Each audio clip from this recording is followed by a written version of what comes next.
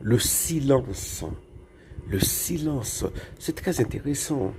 À travers l'histoire, euh, quelle, quelle- quelle que soit la civilisation, quelles que soient les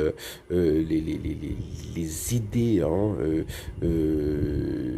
caractérisant ces civilisations, par exemple, les civilisations antiques étaient voilà, polythéistes, et dans ces civilisations-là, il y avait par exemple des courants comme les stoïciens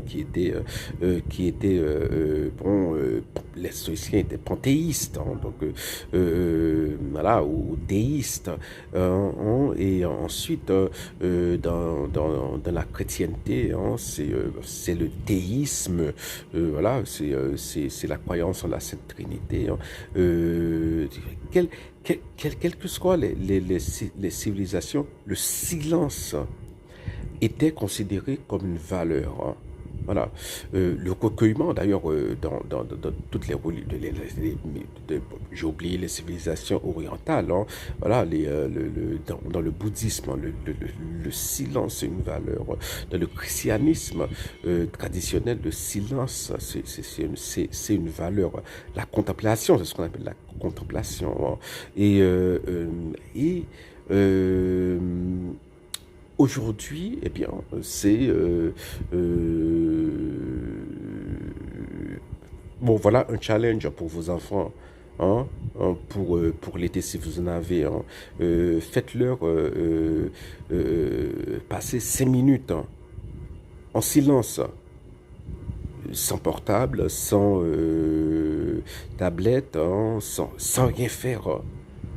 5 minutes en silence, sans parler, comme ça, sans se bouger même.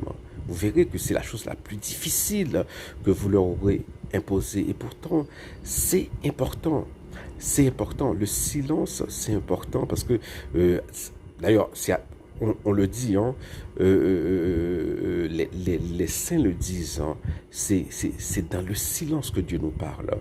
Voilà, lorsqu'il y a tout le tohu-bohu ambiant, voilà, et surtout lorsqu'on s'inquiète, parce que lorsqu'on s'inquiète, le problème c'est qu'il y a plusieurs voix, il y a beaucoup de voix qui nous disent des choses, on ne peut pas entendre la voix de Dieu lorsqu'on s'inquiète. C'est la raison pour laquelle Jésus, il souligne, il dit, ne vous inquiétez pas, ne vous faites pas de soucis. C'est aussi pour une raison pratique, parce que lorsque vous faites du souci, il y a trop de voix qui parlent dans votre tête, vous n'entendez pas la voix divine. Donc,